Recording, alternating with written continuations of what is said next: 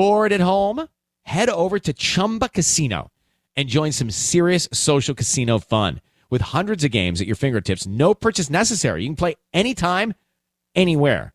There's a special welcome bonus waiting for you when you sign up. Play for fun, play for free, and you can even redeem some great prizes. Visit ChumbaCasino.com and get ready to reel in the fun. Sponsored by Chumba Casino. No purchase necessary. VGW Group. Void where prohibited by law. 18 plus terms and conditions apply. Thanks for listening to the Red Treehouse, where I tell scary stories to keep you up at night. You can listen to the Red Treehouse on your favorite streaming platforms, including Spotify and Apple Podcasts. Be sure to follow, like, and subscribe. Oh, and leave a 5-star review. You can follow the Red Treehouse on social media, on TikTok, Instagram, YouTube, X, Threads, and Facebook at Red Treehouse Pod. And now you can find the Red Treehouse on Patreon. Join the Red Treehouse community for as little as $3 per month and receive exclusive member benefits. Simply go to patreon.com/Red Treehouse. As always, if you have a scary story or topic you'd like me to feature on an upcoming episode, email redtreehousepod@gmail.com. Important note: sources for this episode can be found in the show notes. The Red Treehouse is dedicated to my dad. I love you, Pop.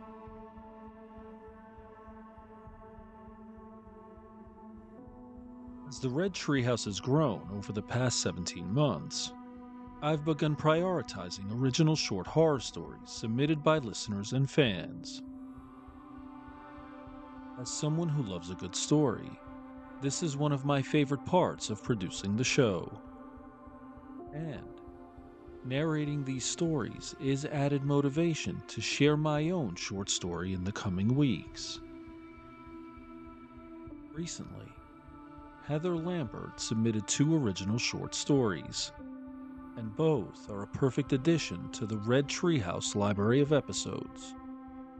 Both stories were published in the 2024 edition of Oneroid Journal, which you can find a link to in the show notes. I won't give you much more, except to say you'll want to listen to both of these stories with the lights off and your headphones up. In this episode of the Red Treehouse, we're going to hear 2 original horror fiction short stories, Mama Bear and Sour Grapes, both written by Heather Lambert. These stories are guaranteed to get under your skin and keep you up at night. So sit back, pull up the covers, and pay close attention as I read Mama Bear and Sour Grapes. I'm your host, Will. Welcome to the Red Treehouse.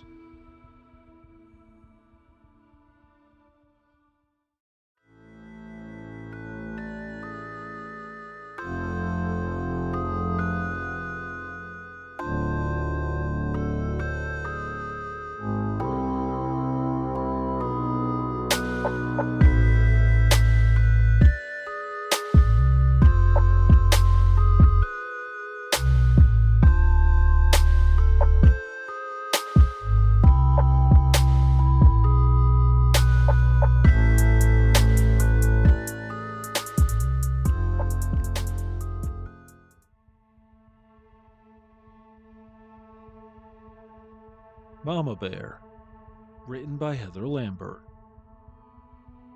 After.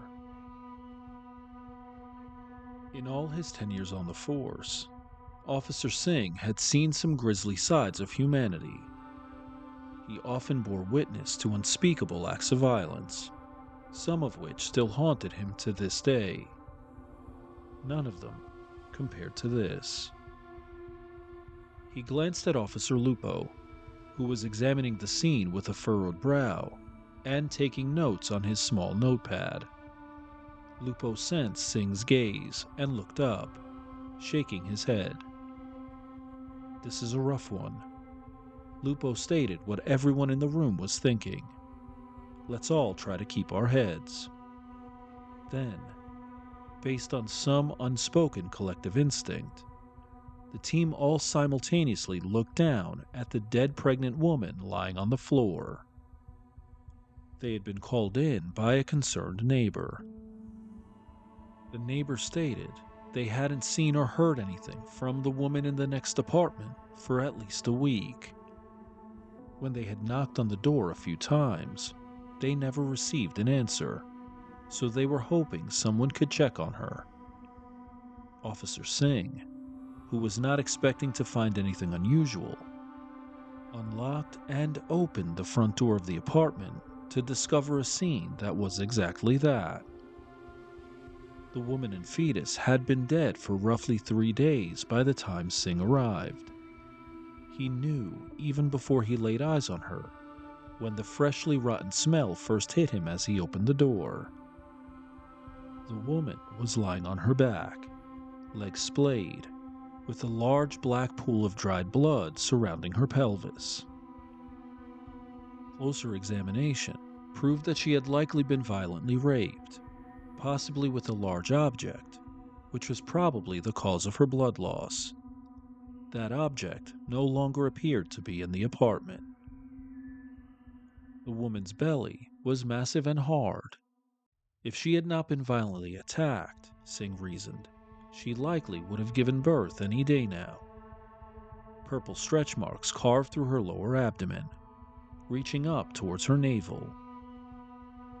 His gaze continued up, past her still chest, to her face, which to him was the most disturbing aspect of the scene. Her eyes were shut like she was in a deep hibernation.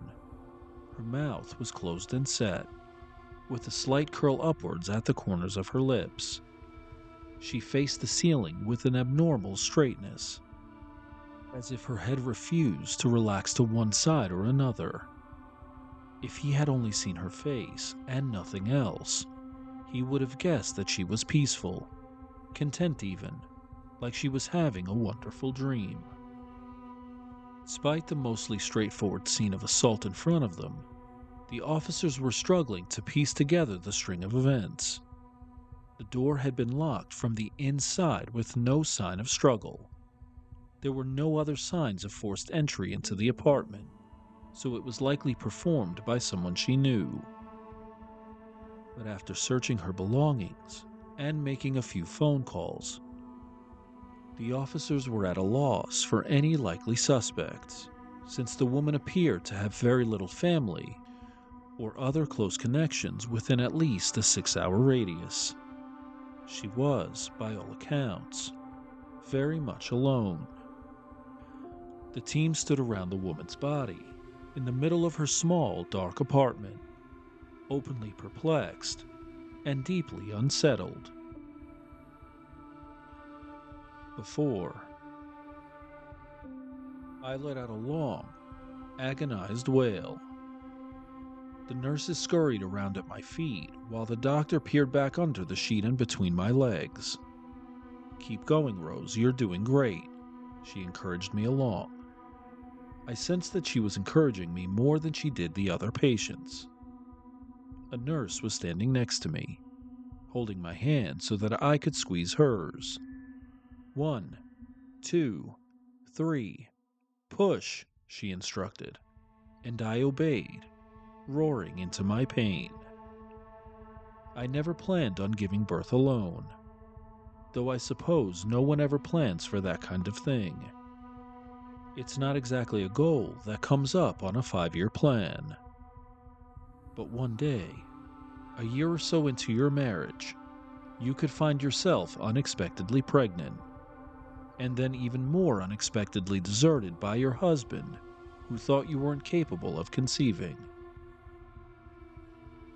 For the record, you didn't think you were either, but now that you had, you weren't about to throw such a beautiful creation away, especially not for a cowardly shell of a man whose only priority was always himself. The doctor pulled her hand out from inside me. Okay, Rose, the head is right there. We're going to perform an episiotomy so he can proceed more easily. We're almost there. You're going to do a couple of extra big pushes for me, okay? I nodded as they cut, numb to any additional pain. Then I bore down. 1, 2, 3, push. My ex-husband and I moved across the country for his career, so my family was at least a full day's drive away. That physical distance didn't account for the added emotional distance between us after I married him. A marriage of which they never approved. I hoped when he left that they may reach out, if only to say I told you so. But they hadn't. Yet another thing that a person does not often plan for in life. Give us one more big push, Rose. Everything you've got. I took a deep breath and pushed, groaning and squeezing the nurse's hand blue. Then I felt a release, and my groans were met with small cries. I laid my head back and shut my eyes in relief. A horrible chapter of my life was closing, and I just delivered a new one. This one would be for me and my child, for us to share forever. I opened my eyes, just in time for a nurse to hand me my baby. Cleaned and swaddled, and already settling down.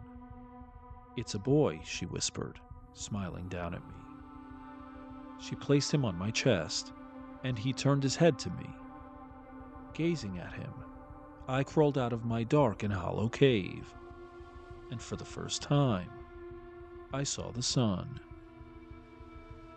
The first week with my son was the most challenging and the most wonderful week of my life.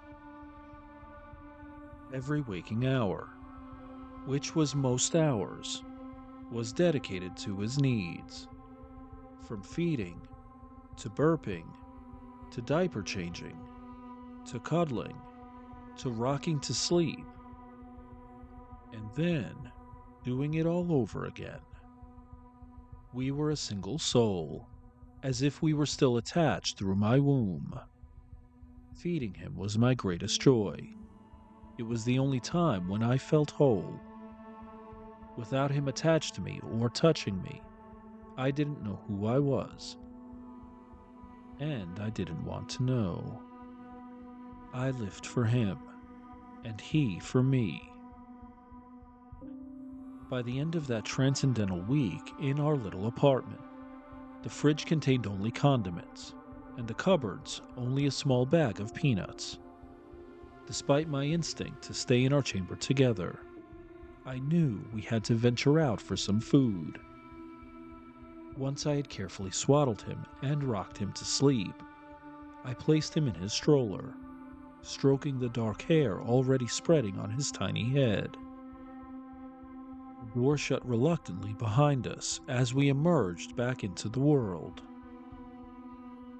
When the elevator arrived at my floor, a man was already on it. He was young, maybe early 30s, and athletically built, wearing a sporty tank top to show off his muscles.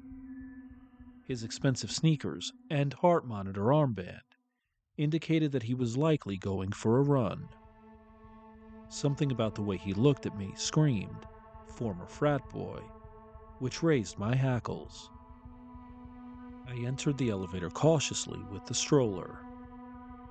"Hey, let me help you with that." The man reached out to pull the stroller towards him as we passed the threshold. I jerked it back towards me, then stood in the corner of the elevator, watching him. Lovely day for a walk, isn't it? He glanced over and smiled wolfishly, his eyes trailing up and down.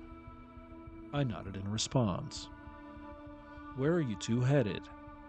I shook my head and looked down, counting the seconds until the elevator doors would open again. When they did, I pushed the stroller ahead of him and lunged out.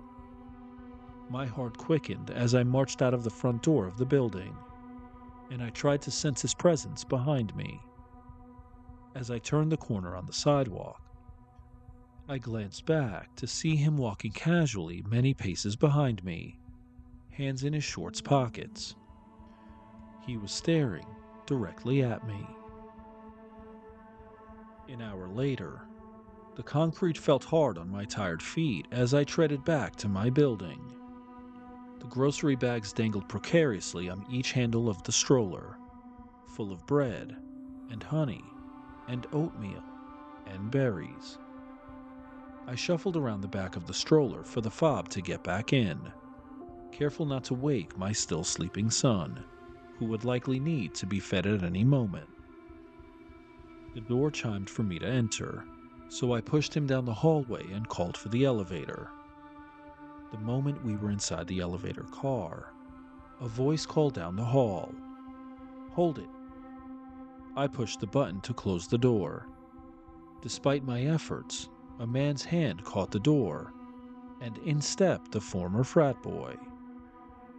The hairs on my neck stood up, and I immediately considered what I could use in my purse as a weapon. Apart from my keys, which were likely deep in the bottom of the bag, there weren't too many options. Instead, I tried to look small. "Fancy seeing you again," he smiled. He was sweaty, but it hadn't reached his face. I tried to decide if he should have been sweatier after an hour of running. Did he follow me instead? He seemed to get the message and stood in silence for the rest of the trip. He was closer to the stroller than I preferred. If he took a step closer, I figured that I could scratch his eyes out with my claws. Still long for my manicure before I went into labor. That helped me calm down a little. The elevator chimed, and I pushed the stroller out onto my floor. "See you around," the man stated, and the doors closed before I could analyze his face and wonder if that was a threat. The deadbolt slammed as I shoved it into place. I took a deep breath. Back in our little home, it felt like no one could touch us. We were once again alone together, a perfect unit in perfect harmony, with everything we needed to survive. Anything or anyone else would only disturb our natural balance. As I packed the groceries away, he began to fuss, so I lifted him from the stroller and parked us both comfortably on the couch. He latched onto my nipple with ease, and I once again felt at peace. Though something niggled at the back of my mind, like a worm disturbing the dirt around it. The man in the elevator's face rose to the surface, with his sharp smile and threatening presence. My arm hairs reached for the sky. I looked down at my son, so vulnerable, so reliant on my constant care. It was hard to believe that he would grow into a man. Men were untrustworthy creatures, violent until proven otherwise. But this was just a small baby, an infant who loved his mother more than anything in the world. Maybe that was exactly the issue. It was the rest of the world that corrupted babies and turned them into men. I imagined him at 30 years old, with a beard and a partner and a home of his own. How could there possibly be a day when he wouldn't need my support anymore? No matter how old he grew, he would always need me. There would always be threats out there, waiting in the shadows to snatch him away from me. I spent the rest of the afternoon considering my son's exposure to danger while he napped on my chest.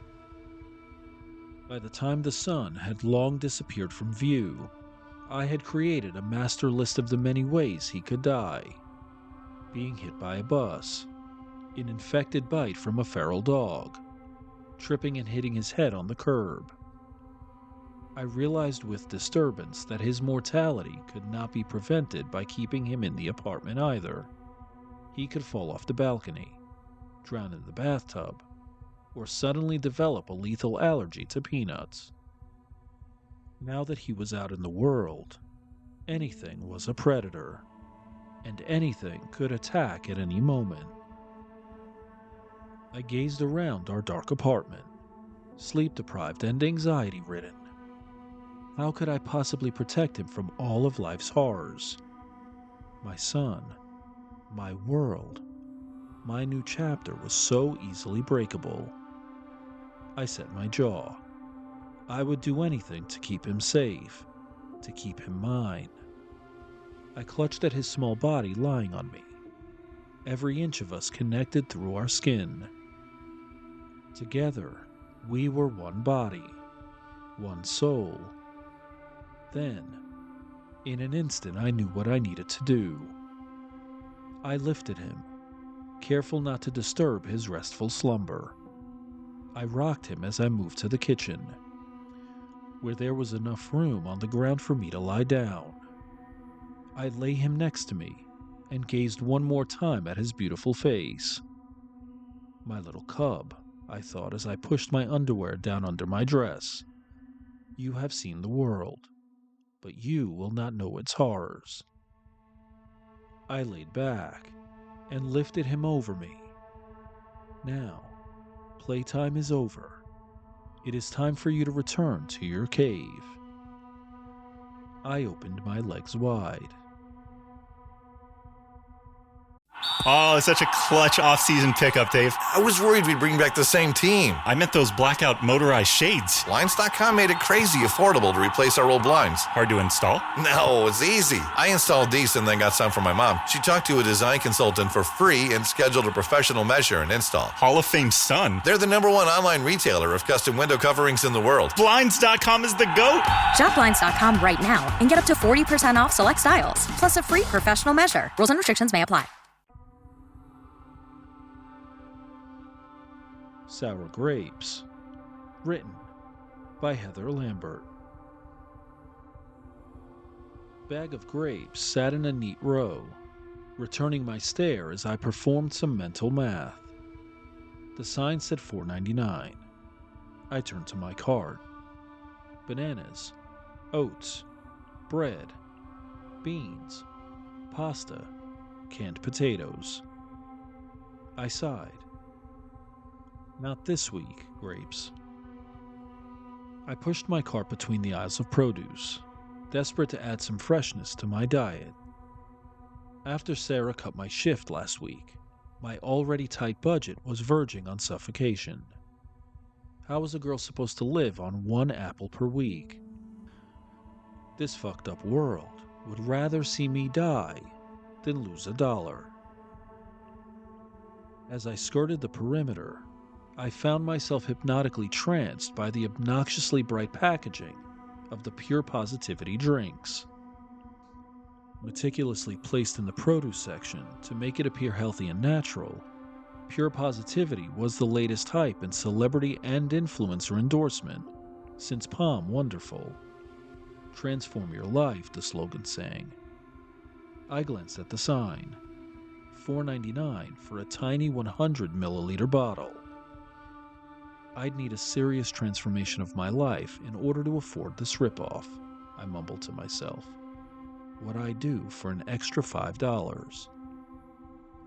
I started to push my cart past the overpriced drinks, but my cart resisted. I pushed again, then determined that something must be wrong with one of the wheels. Peering through the cart's grates, I noticed a piece of paper sticking out from the swivel. I walked to the front of the cart, crouched down, and produced a $5 bill. I instinctively glanced around, expecting someone to tap my shoulder and inform me that I was holding their $5 bill. But no one was near me. No one came.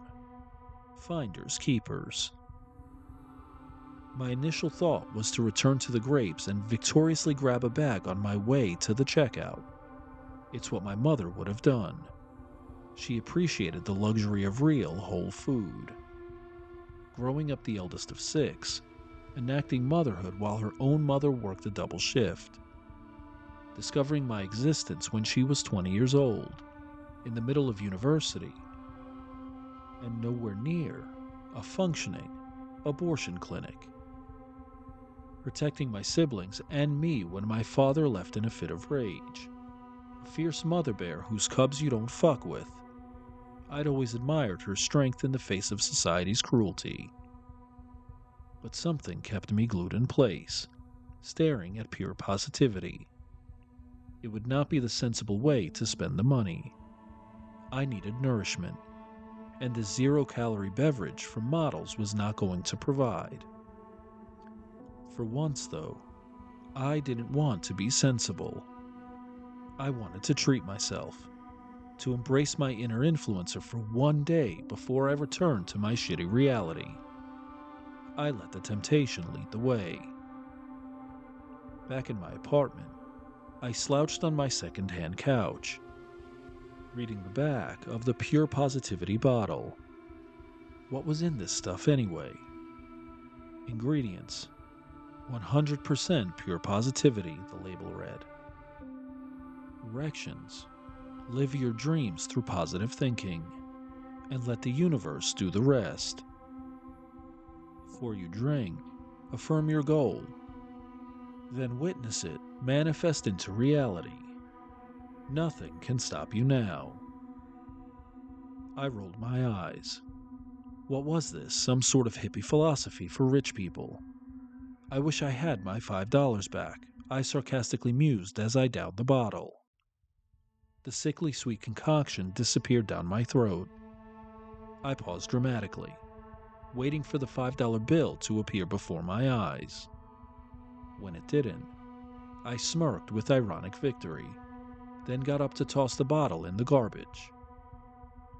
I retched. The nausea came out of nowhere. I ran to the bathroom, hand covering my bursting mouth, and barely made it to the toilet before my insides came outside. Tears carved my face as I gagged and choked endlessly. The saccharine drink burned in my mouth, even worse the second time. I stared at the contents of my stomach, in shock at the violence of it, and deeply regretting trying the drink. Then I retched once more, feeling something scratch up my throat and into my mouth. It got stuck at the edge of my esophagus. In horror, I reached into my mouth with 2 fingers to pull it out. Covered in bile and snot, but clear as day, emerged a $5 bill. I wiped the tears out of my eyes and stared at the bill in my hand. I clutched my throat in disbelief.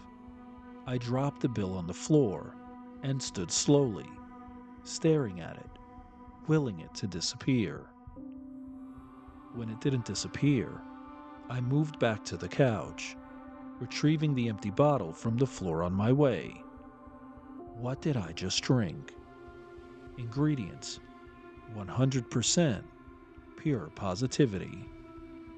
What just happened to me?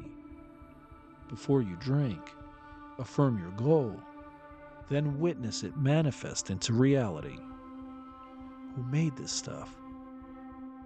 Bottled for Celebration Incorporated, Los Angeles, California. I reached for my phone and searched Pure Positivity reviews on YouTube. Video after video of rich women appeared praising the taste, 0 calories, and packaging, with no mention at all of magical regurgitation. News results of Celebrity Incorporated came up short as well, with no major controversies or recent lawsuits of note. The company's online presence was purely positive. Was it too good to be true? The answer to that question is always yes. If something can be given, something can also be taken in return. And yet, for the first time in my life, I was being presented with an opportunity. Would I let a gift from the universe go to waste? The bottles sat in a neat row, waiting patiently for me to make my choice. I held the barf bill in my fist, wiped clean and ready to be exchanged. I felt stupid, standing in the middle of the aisle, staring at a collection of products that were not made for people like me. Yet here I was, with my magic money, contemplating my newfound power. It was only $5 away. As I marched out of the grocery store, pure positivity in hand, I contemplated my next wish. Fiddling in my purse for the keys to my rust heap of a car, suddenly, it hit me. Why not test the boundaries of the power of positivity? I twisted off the cap, closed my eyes, and meditated on my idea. I wish I had a new car. I tipped the bottle and drank. The wooziness arrived almost immediately this time. I rushed around the side of the store, crouching behind the dumpster bins. The stench of rotting food was enough to send me over the edge. This morning's breakfast burned up my throat and spewed over the ground. A lovely combination of banana chunks, yogurt, and pure positivity. My stomach lurched as I dry heaved, and I found myself wondering if I was about to cough up an entire car. Instead, as I retched, an object materialized in my throat. I coughed and gagged until I could reach it, then looped my finger through a metal ring and yanked it out. A set of car keys dangled in greeting. Once I collected myself, spat the remnants out of my mouth, and wiped my cheeks with the back of my hand, I made my way around to the front of the store. Eyes on the parking lot, I pushed the unlock button. A hot red Mustang beeped in response. I screamed with excitement. Immediately following that moment, I bought every drink left in the store, and over the next month, I transformed my life. The first step was quitting my job. Thankfully, that didn't require me to blow chunks. Now that I could have anything I wanted, I no longer needed to grovel for commission from middle-aged women with too much disposable income, more like their husbands, and time to spare. The next day, I informed Sarah that she no longer needed to cut any more of my shifts, because I was formally cutting all future shifts from this point forward. I pictured her mouth hanging open behind me as I marched out of the store. Next, I got myself a house. No more paying inflated prices to a feudalist landlord simply because they can afford extra property while I can barely afford rent. No more moldy bathtubs, giant basement spiders, or screaming neighbors. The solution to my problems was just one positive thought away. As I gagged over the toilet and greedily reached inside my reeking mouth for a set of house keys, I imagined lounging naked on my new chaise, gracefully eating an entire package of plump grapes, and absent-mindedly contemplating the real housewives of wherever. The next step was whatever I wanted. Well, except for one thing. In a moment, I could produce plane tickets destined for Australia, a coupon for a free iPhone, or a pass to a Virgin Galactic space tour. But no matter how many attempts I made, the drinks never worked for summoning people. Lonely in my big house, I retched for hours before I accepted that no one was coming to provide me with any kind of friendly or romantic warmth. I was left feeling raw, exhausted, and somehow even lonelier than I was when I started. As expected, the drinks developed some negative side effects. You know, apart from the vomiting. After the first few days, my body grew dependent on pure positivity, and reliant on the assumption that I would be barfing consistently. If I went more than a day without making a wish, my stomach would begin to bubble and bloat, stretching and expanding, filling with sour bile and acid. The only way to relieve myself of the immense pain was to make a wish and drink the sugary potion. This meant throwing up at least once a day in order to wish for things that I didn't really want or need. My body craved the stuff more than actual substance. Food smelled awful to me now and tasted worse. I could feel my body shutting down, and I had no way to stop it. It doesn't take a genius to predict the state I am in now, 1 month after discovering pure positivity. I lie in bed, my delicate frame poking odd angles into my sheets. I am emaciated. At first, I saw the weight loss as a bonus, a secret only the models and celebrities and I shared. Now I know it is a sickness, an invisible parasite consuming me from the inside, endlessly ravenous to manifest my desires. I have 1 drink left. Honestly, I don't think I will survive another vomiting session. But I know I won't survive if I don't partake. A tear escapes the side of my eye as I stare at the bottle, unsure of what my last wish will be.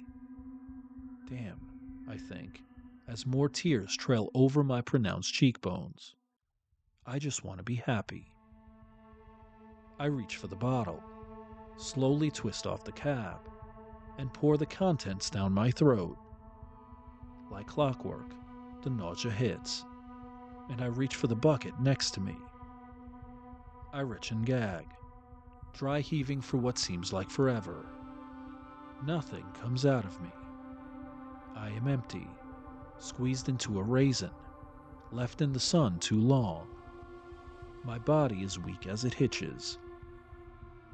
When the heaving subsides, I pause, waiting for the affirmation to take effect. If I'm going to die, I at least want to die content. But I don't feel any different. I chuckle, but not out of joy. I chuckle out of cynical delight at the poetic irony of a defective final wish. Death by poor quality control. Nothing can stop you now. I lay my head back, overtaken by exhaustion. I'm faint in a way I have never felt before. I feel the void pulling me down, lulling me into permanent slumber. I find myself thinking about my mother. She would never have been seduced by the false promises of a marketing campaign. She knew the world was ugly and selfish, and a quick fix would never solve her incredibly real struggles. She directed her energies towards her loved ones and her community, towards the things with a heartbeat, the things that mattered, the only things that could save me now. Her image is vivid behind my eyelids as I close my eyes, letting the void pull me in. Suddenly, I'm startled by a knock at my bedroom door. Sam, honey, are you there? My mother's voice calls, full of love. Did you call for me?